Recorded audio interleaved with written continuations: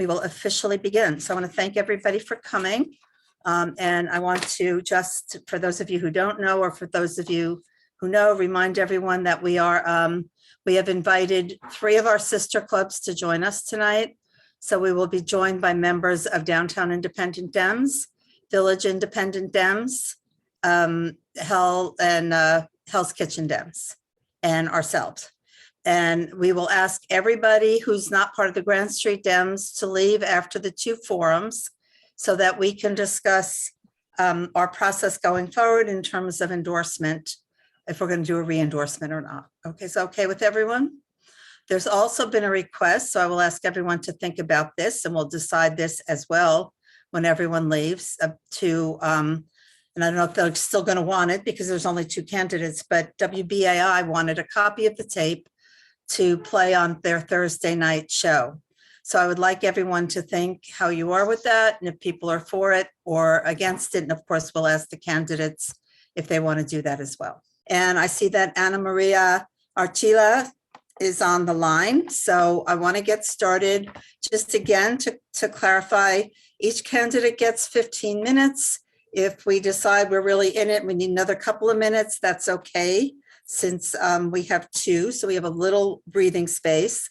It is being recorded, so if there's anything that you want to say that you don't want recorded, maybe this isn't the time and place to say it. So Anne-Maria, you get to decide how much of a presentation you want to do and how much Q&A. But before we begin the time, I would like to say, you did an article, you did an interview with the city, and there's something I want to repeat that you said, which is that you want to model how to be accountable for regular people with an aim to alleviate the pressures they're feeling and a focus on affordable housing, childcare, and support for immigrant communities. And that's really what we're about. So thank you for that. And the floor is yours. Thank you so much, Marian, and hi, everyone. Thank you so much for giving me the opportunity to meet with you. What an honor. My name is Ana Maria Archila, and I am a candidate for Lieutenant Governor. But I have been a community organizer for 20 years. I came to the US when I was 17 years old from Colombia. And it was in New York that I found a new home. New York was the place that welcomed me as a young immigrant.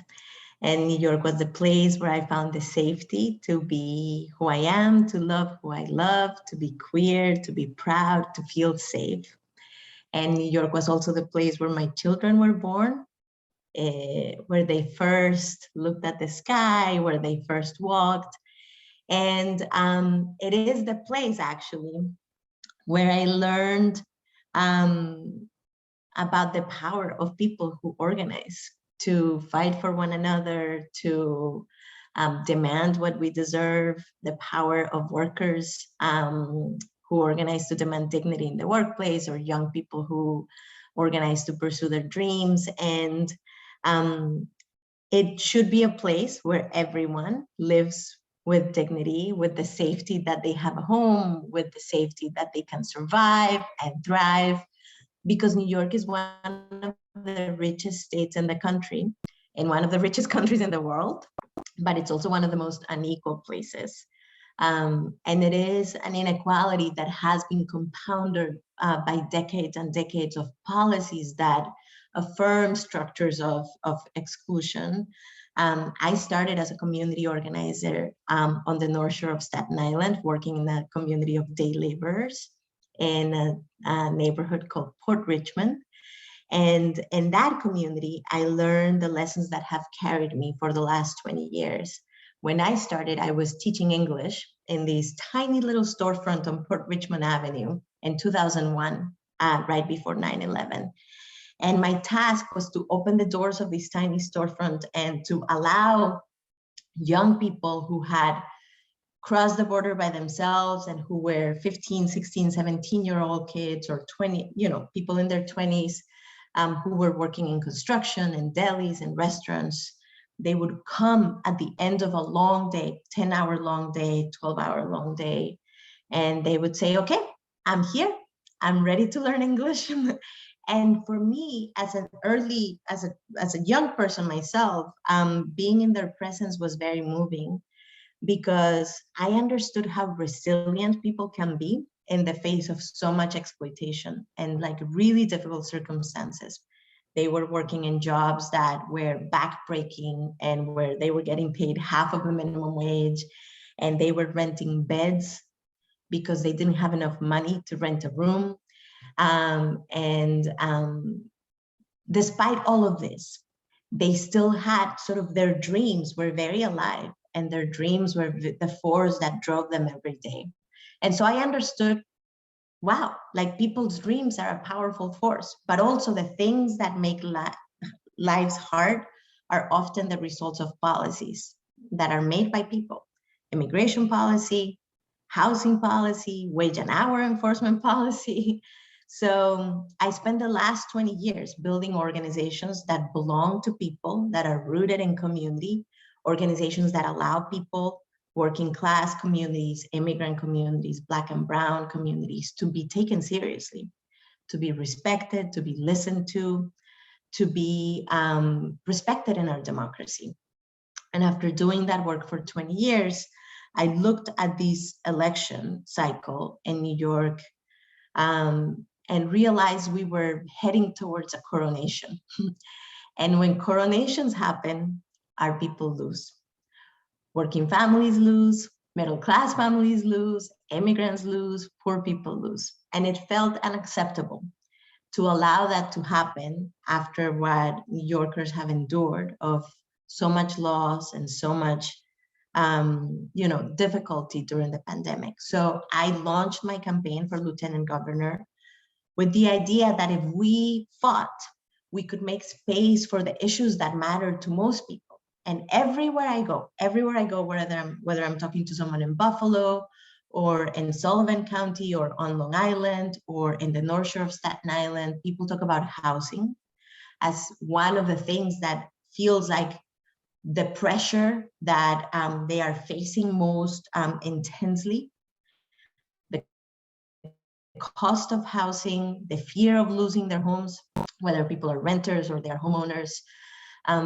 People talk about the fact that access to childcare and home care for aging family members or themselves is really hard to find, and that they are sandwiched between jobs that don't pay enough and the cost of living that is rising all the time.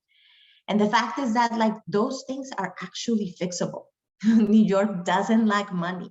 That is not the problem in New York.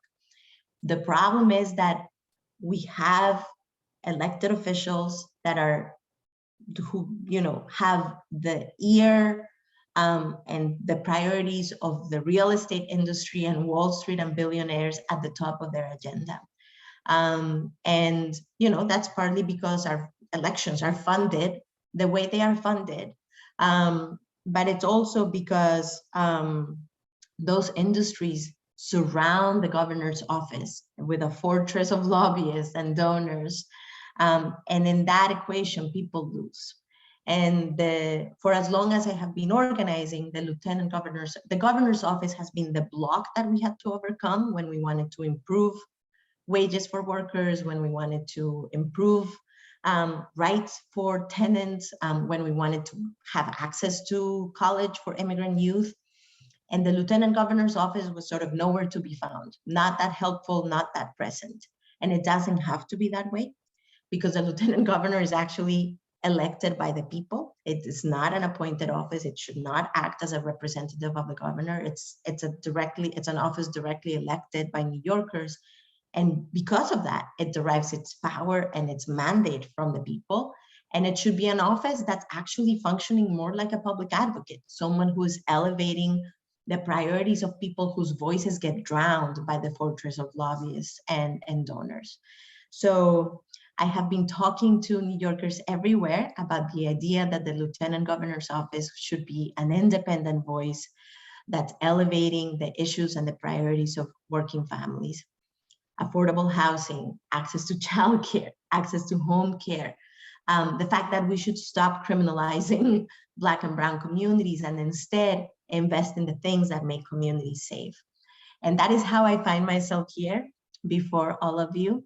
And in this conversation, I'm very eager to hear your questions, your ideas, your advice, your feedback, as I engage in this journey to try to redefine an office that should be more useful to working families across the state that really, really need Albany to work for all of us and not just the real estate industry and billionaires. So thank you for the opportunity to meet with you tonight. Great, thank you so much. So I'll ask people to raise their hands. I'm going to take advantage of being the moderator and host tonight and ask the first question, if that's okay. And you've addressed this, but I'd like to know specifically how you would, how will your campaign address these issues of systemic racism, and at the same time deepening the people's understanding of how it works and what it's causing?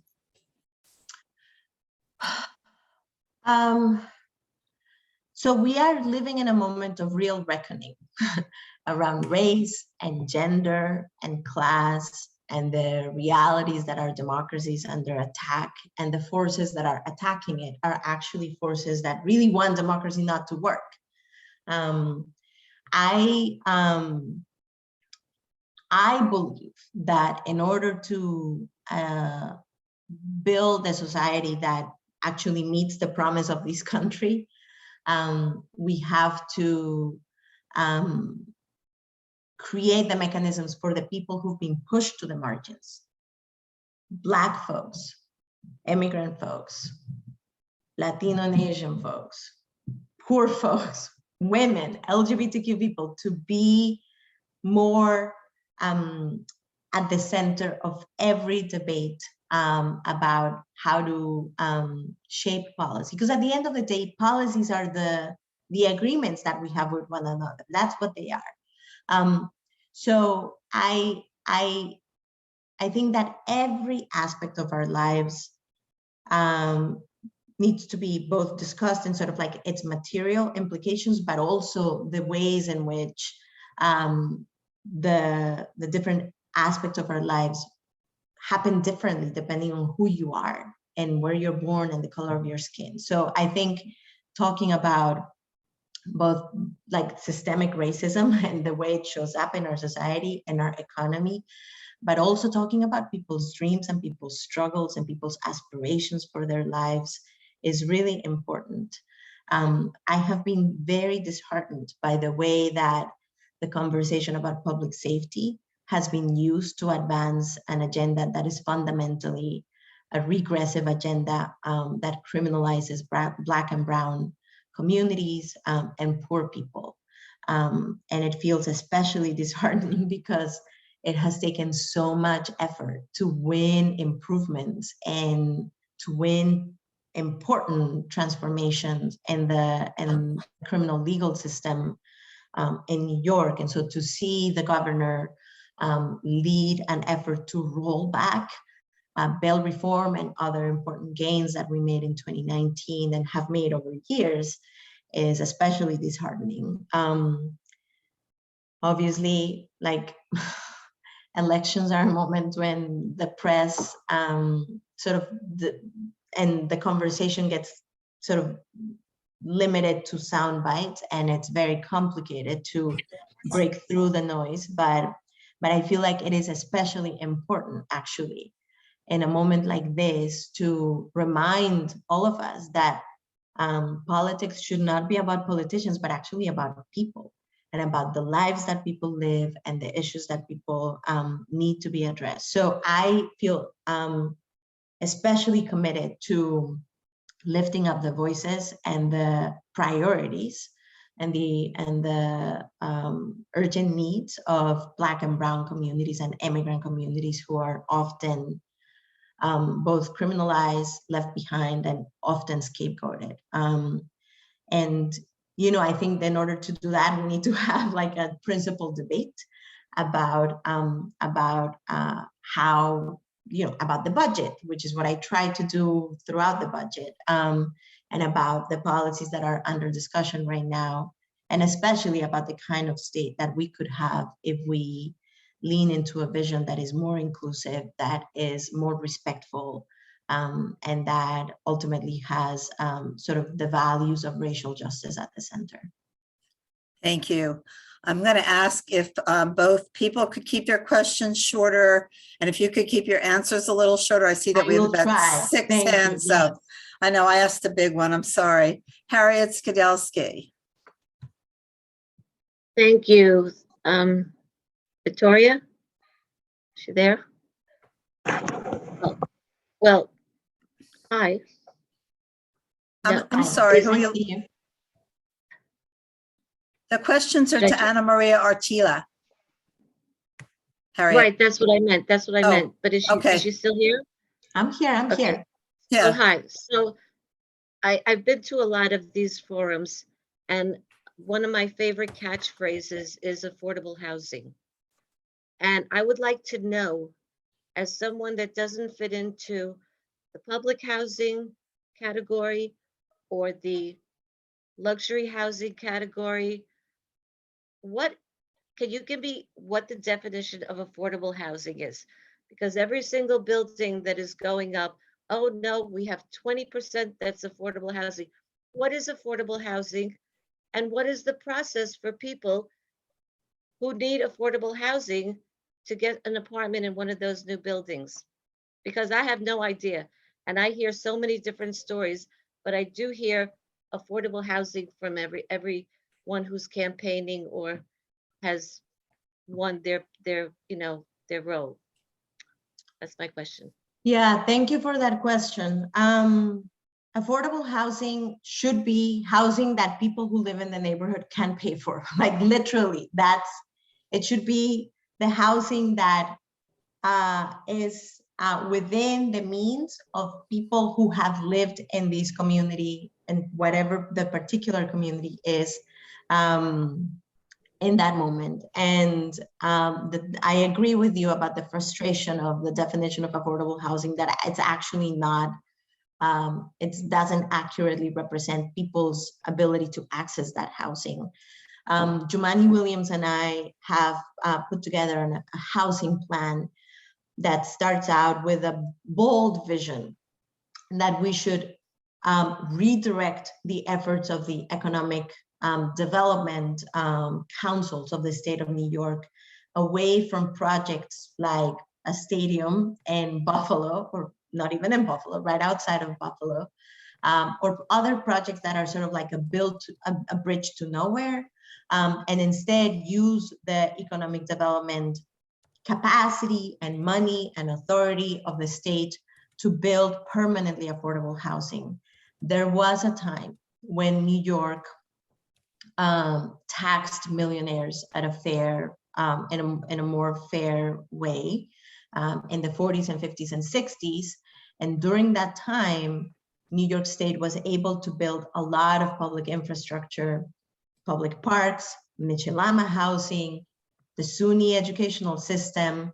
And since that time, we have had millionaires have sort of taken over our state, and the real estate industry has dominated the agenda in Albany. And since then, we have actually stopped building truly affordable housing for teachers, public sector workers, nonprofit workers, low-wage workers, and instead we have essentially given the real estate industry the task of building housing. And guess what? They have built housing that is unaffordable for most people.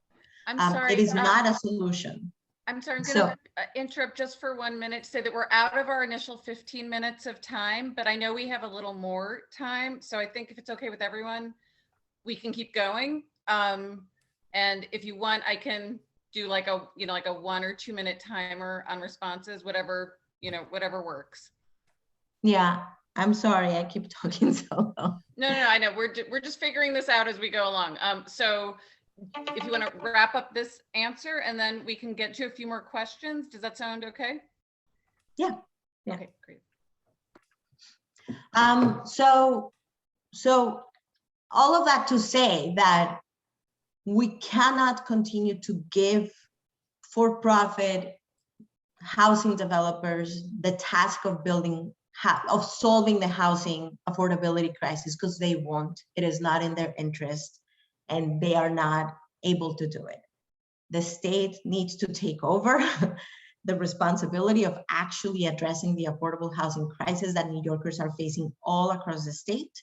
Jumani and I put a housing plan together that includes protections for tenants. So we should pass good cause eviction legislation. We should make sure that people who don't have homes can, that there is a path to creating and supportive housing and the systems of support for people who are houseless right now. But we have to build permanently affordable housing, and we have put a plan that would build 1 million units of social housing. So housing that would be affordable for public sector workers by redirecting the efforts of the economic development councils, regional councils across the state, to be focused on the task of building permanently affordable housing for the people who are precisely like you, sort of sandwiched, like not able to access public housing and totally priced out of the luxury housing that is sort of market driven. Thank you. Lauda. Hi. Regarding healthcare, what's your plan so that healthcare becomes more affordable for New Yorkers? I believe that we should have we should pass the New York Health Act. I see the clock. Thank you, Caroline. So I believe that New York should pass the New York Health Act. So I believe in universal healthcare. It is like housing, a system that if it continues to be sort of driven by profit is not going to address people's needs.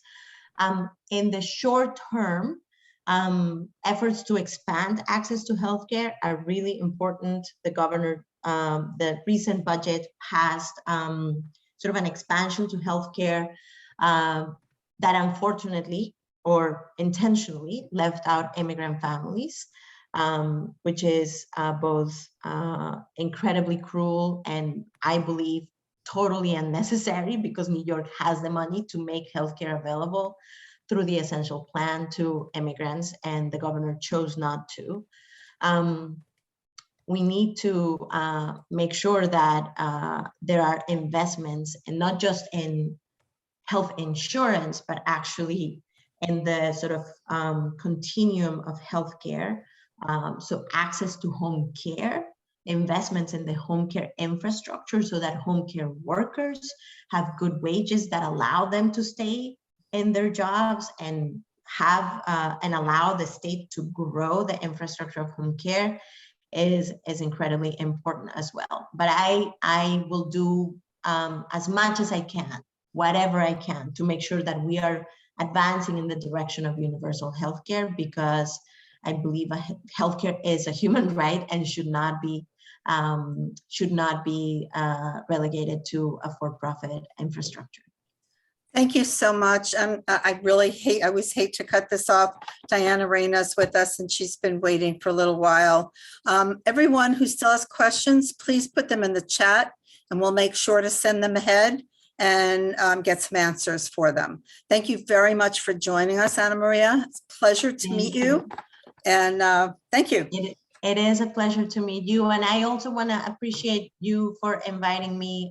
One thing that I failed to say is obviously, you know, Diana and I have been like sort of blazing a trail together as two Latinas running for statewide office. If one of us wins, we would be the first Latinas to win statewide. I would also, if I were to win, I would be the first LGBTQ person to be elected statewide. And it is really quite unfortunate that the governor has interfered with an election that was a fair election to now sort of drown out our voices with a new opponent who was just introduced a week ago. So I just want to say, I'm feeling indignation at the reality of a governor who gets to change the rules in the middle of the game to interfere with an election that was fair and robust already. Thank you. Thank you very much. Diana Reyna, thank you so much for joining us. I'm very sorry we ran a little over. It's these 15, 20-minute forums just aren't enough to really hear about people. So you have at least 15 minutes. If you need a few minutes more, you have waited, and I apologize for that. So please do a presentation for as long as you like, and then we will take time for Q&A. I do want to hear from you, and I'm happy to come back at any point as well. I have another screening that unfortunately was scheduled for the same time with 15 minutes apart. So none of this is going to ever be sufficient. I think the dialogue that we're having is part of what the democratic process should be. It should be an ongoing conversation. And that is one of the things that I wish our party would do more of. I am Diana Reyna. I'm running for Lieutenant Governor. This statewide race has become one of the most significant Lieutenant Governor races in the history of New York State. We have seen what has been a corruption crisis in our state. We have seen what has been a education crisis. We have seen what is a healthcare crisis. We have seen what is an affordability crisis in our state. I am entering this race, or have entered this race, because I have seen what is the deterioration of hard work and impact that I had already participated in the political process, having started at the young age of 20, when I was still in college, working for my local assemblyman in Williamsburg, Bushwick, not the Williamsburg, Bushwick people know today. The Williamsburg, Bushwick I grew up in from the 70s and 80s. My mother is Dominican, from Dominican Republic, as well as my father, who's since passed 5 years ago. I served in the council for 12 years. I was a chief of staff to the assemblyman. Once I continued to work in his office, I served as deputy borough president in my last, before I moved on to run my own business. I built a consulting business after politics. So this is an opportunity for a voice of reason, common sense, to be able to bring people united. I think that we all have very common fears and anxiety. I am the mother of 2 kids, 14 and 16, that attend public schools, high schools in Manhattan.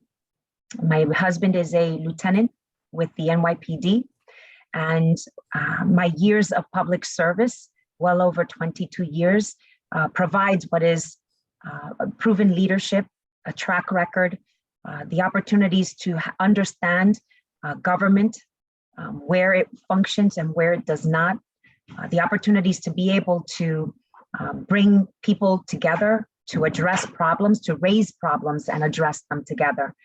I have been traveling the state. There's more common areas than differences. We have what is a fentanyl opioid problem in Yates County, as well as Bronx County. We have what is an economic development starvation for revitalizing community in what would be Binghamton, Broome County, as we do in the community of Brownsville, Kings County. These are areas that once upon a time thrived with manufacturing industrial jobs. My mom, a seamstress, when she came to this country in 1965 to work what would be factories in what is considered today Soho, Tribeca, in Williamsburg and Bushwick, and had to convert herself, transformed into what would be a second career when the jobs in the textile industry began to die, move away. The opportunities for her to be able to go back to begin a new skill set as a home attendant. And she did that for 20 years. And unfortunately, she paid into her pension system, and yet the Ladies Garment Union bankrupt. And so she has no pension from 20 years in that industry. Today, she has a pension of $52 as a home attendant on monthly to supplement what would be her Social Security benefits. But this is the reality of what we're talking about here. She's a homeowner. That is why she's able to age in place. We all know too well what it is to be displaced out of community. We went through that in Williamsburg back in the 90s, late 80s, and the opportunities to be able to never go through that situation or allow for anyone else to live through that. I found myself as an 8-year-old translating in court. My mother doesn't speak English. She's Spanish speaking. She has a 5th grade education.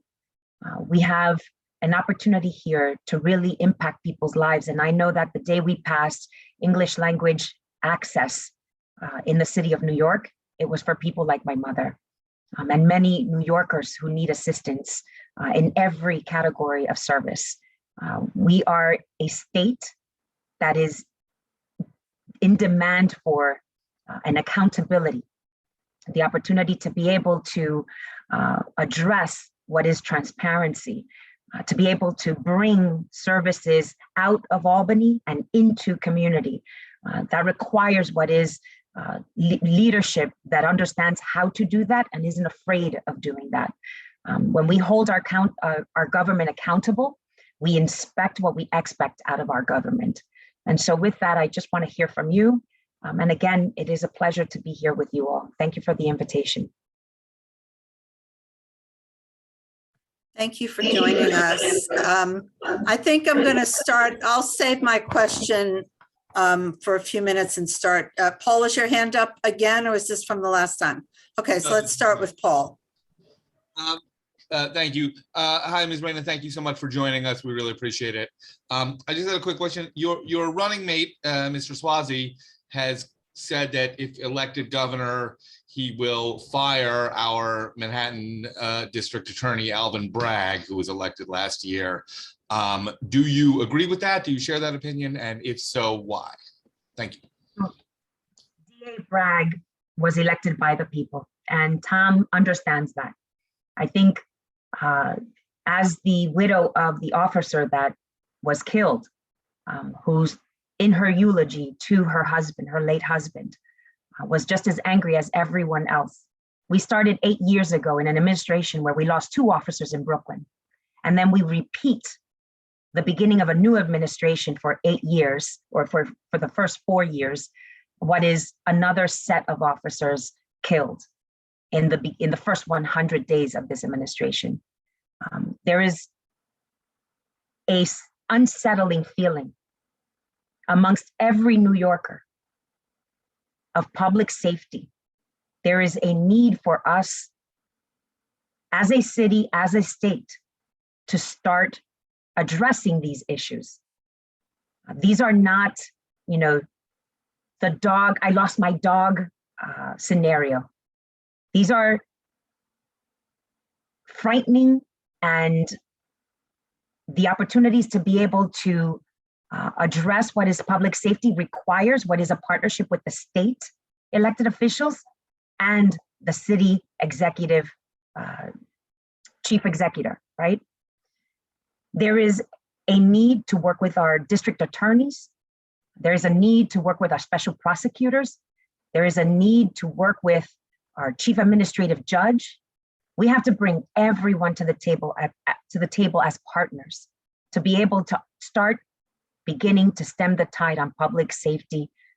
We cannot function in a society where we're expecting to go to work, go to school, get home safely when we have crime terrorizing communities.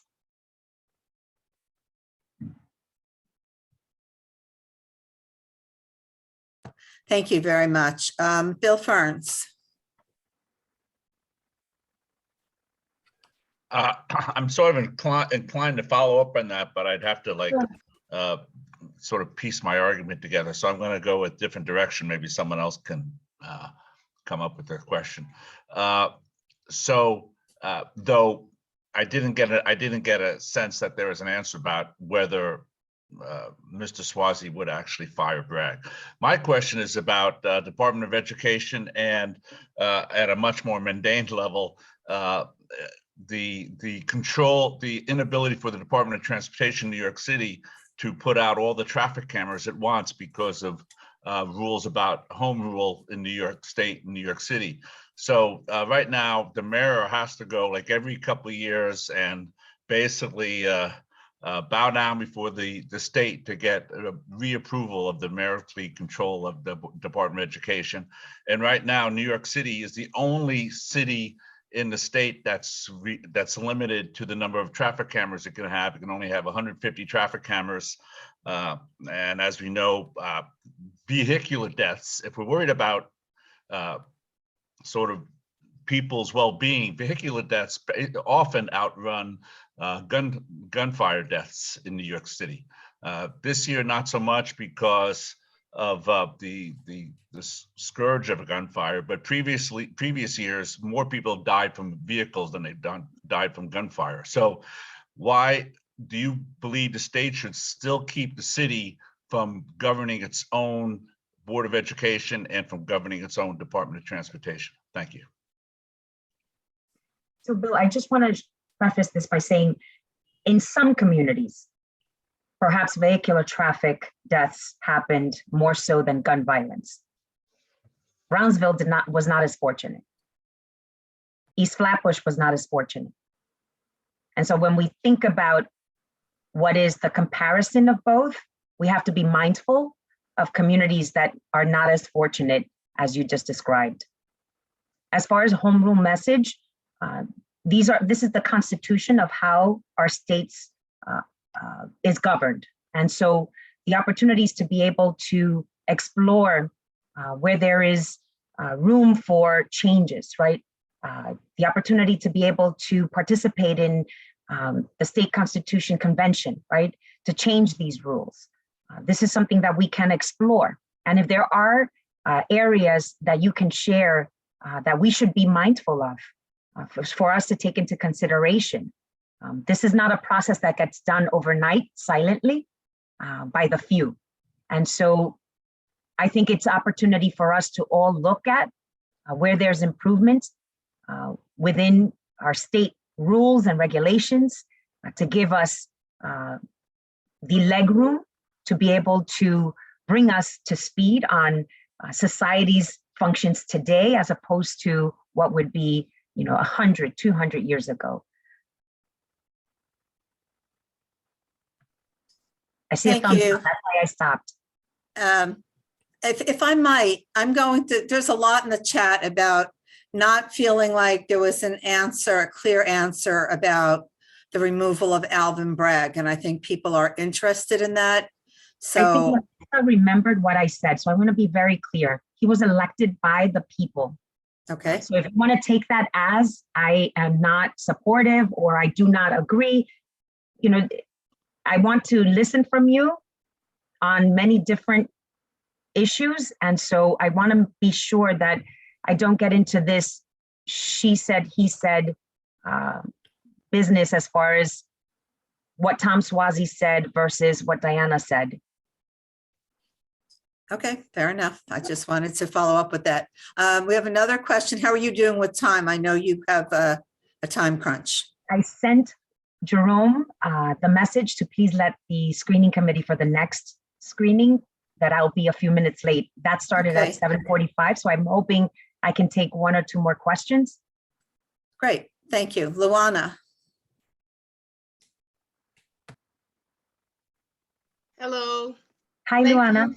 Thank you for being here. Thank you, DID, for holding this important forum to get to know the candidates. It's really awesome. Ms. Reyna, I want to thank you for your explanation of several things, but I wonder if you know about Manhattan. I am currently the president of the Chelsea Reform Democratic Club, just recently elected, and I was on my Penn South Co-op Council board, Co-op Council representative rather, not the board. And we have a fight going on here about the MTA substation that they're planning to put on 28th Street between 8th and 9th Avenue. In addition, we have the Vernado takeover of the 30s and the eminent domain possibility of people being evicted from their homes. And being replaced with large towers, large office towers. Governor Hochul was approving of this plan to have this area demolished and rebuilt. And we don't need another Hudson Yards over here in this area, but I was wondering, have you had any conversations in reference to what is happening in our area here in Midtown? Thank you. Thank you, Luana. I just wanted to share, when I was in the council, those conversations were starting, and we're in a very different time right now compared to when I was in the council. I served 12 years and I ended in 2013. And there was discussion about rezoning the Midtown area that we were not in support of, I included. One of the reasons was because we were trying to preserve what was the garment district. I'm an avid, as I mentioned before, staunch advocate for manufacturing industrial.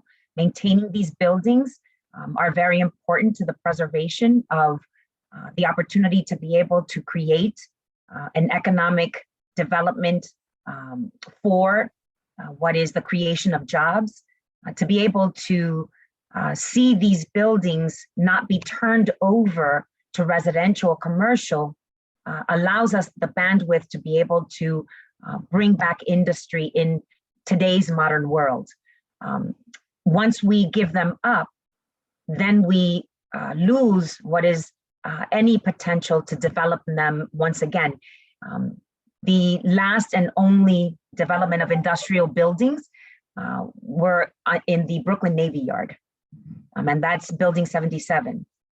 So we're not in the business anymore of building industrial buildings. And once we give them up, they're gone forever. So I just wanted to preface by saying that you're bringing to my attention what is the most current discussions regarding what is the development in this area.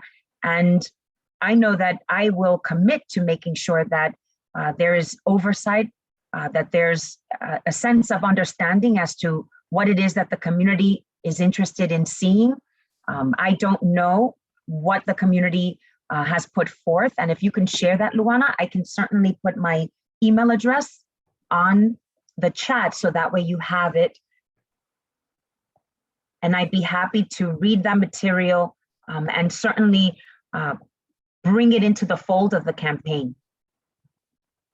Well, thank you. Mr. Williams, really quickly, Mr. Williams has done several press conferences outside of 34. Luana, I'm really sorry, but there's another Thank you. hand and we're Okay. actually out of time. So But thank you.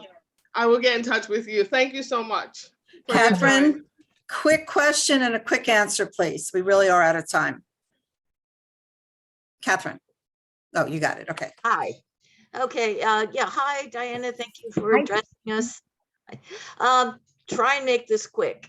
On the east side, we used to have a gorgeous 50-acre park that half of which has now been reduced to a desert, really. But what we're dealing with now is we are unable to get any kind of air monitoring results from what used to be the East River Park. And just today, there were asbestos trucks around and people in hazmat suits.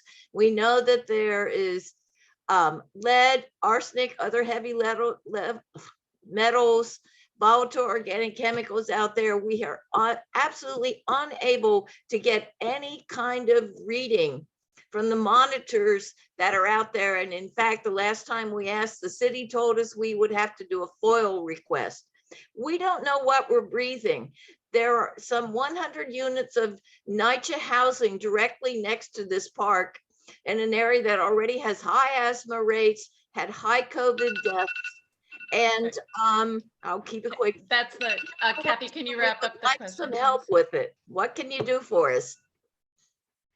Well, one of the things that as Lieutenant Governor is holding an agency like the Department of Environmental Conservation to step up to the plate, to be able to, by authority, install air monitoring for the community to be able to get transparent public information.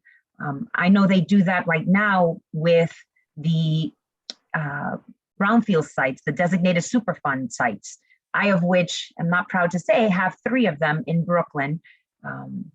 So the opportunities to be able to work with agencies with higher authority allows you the bandwidth to be able to change the relationship between Willing to what is. come in, even though we've asked them to.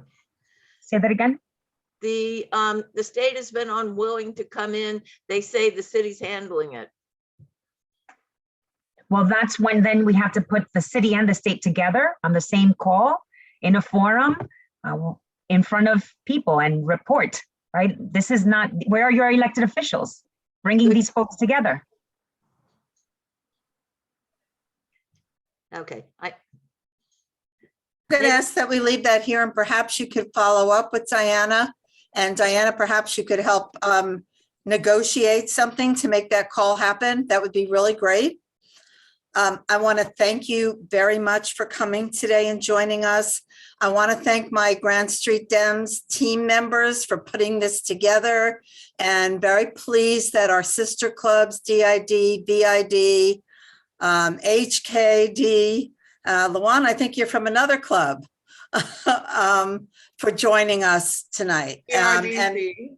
I'm sorry? CRDC. And DRDC. So it's really nice to have all the clubs come together. The other clubs have done a lot of these forums. I'm very pleased that we were able to do this one tonight and that we had such nice attendance.